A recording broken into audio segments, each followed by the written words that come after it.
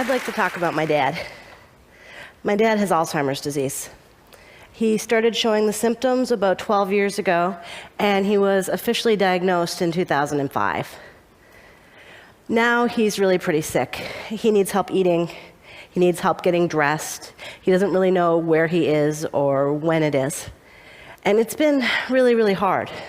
My dad was my hero and my mentor for most of my life, and I've spent the last decade watching him disappear. My dad's not alone. There's about 35 million people globally living with some kind of dementia. And by 2030, they're expecting that to double to 70 million. That's a lot of people. Dementia scares us. The confused faces and shaky hands of people who have dementia, the big numbers of people who get it, they frighten us. And because of that fear, we tend to do one of two things. We go into denial. It's not me, it has nothing to do with me, it's never going to happen to me. Or we decide that we're going to prevent dementia, and it will never happen to us because we are going to do everything right and it won't come and get us. I'm looking for a third way. I'm preparing to get Alzheimer's disease. Prevention is good, and I'm doing the things that you can do to prevent Alzheimer's. I'm eating right, I'm exercising every day, I'm keeping my mind active. That's what the research says you should do. But the research also shows that there's nothing that will 100% protect you. If the monster wants you, the monster's going to get you. That's what happened with my dad. My dad was a bilingual college professor. His hobbies were chess, bridge, and writing op-eds. He got dementia anyway. If the monster wants you, the monster's going to get you, especially if you're me, because Alzheimer's tends to run in families. So I'm preparing to get Alzheimer's disease. Based on what I've learned from taking care of my father and researching what it's like to live with dementia, I'm focusing on three things in my preparation. I'm changing what I do for fun. I'm working to build my physical strength. And this is the hard one. I'm trying to become a better person. Let's start with the hobbies. When you get dementia, it gets harder and harder to enjoy yourself. You can't sit and have long talks with your old friends because you don't know who they are. It's confusing to watch television and often very frightening. And reading is just about impossible.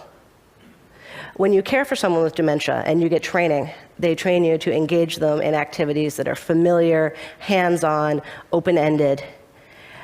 With my dad, that turned out to be letting him fill out forms. He was a college professor at a state school. He knows what paperwork looks like. He'll sign his name on every line. He'll check all the boxes. He'll put numbers in where he thinks there should be numbers. But it got me thinking, what would my caregivers do with me? I'm my father's daughter. I read, I write, I think about global health a lot. Would they give me academic journals so I could scribble in the margins? Would they give me charts and graphs that I could color? So I've been trying to learn to do things that are hands-on. I've always liked to draw, so I'm doing it more, even though I'm really very bad at it.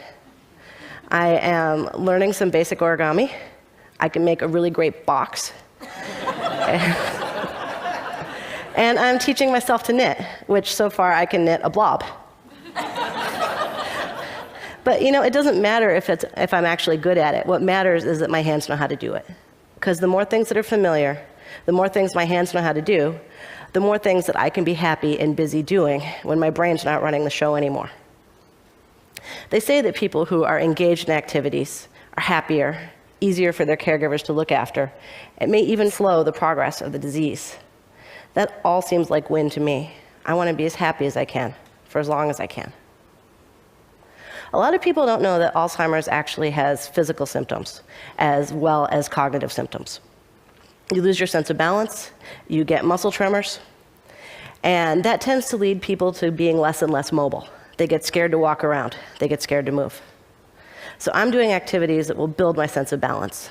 I'm doing yoga and Tai Chi to improve my balance so that when I start to lose it, I'll still be able to be mobile.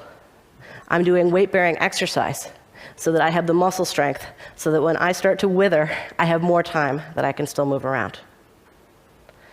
Finally, the third thing, I'm trying to become a better person. My dad was kind and loving before he had Alzheimer's, and he's kind and loving now. I've seen him lose his intellect, his sense of humor, his language skills. But I've also seen this. He loves me, he loves my sons, he loves my brother and my mom and his caregivers.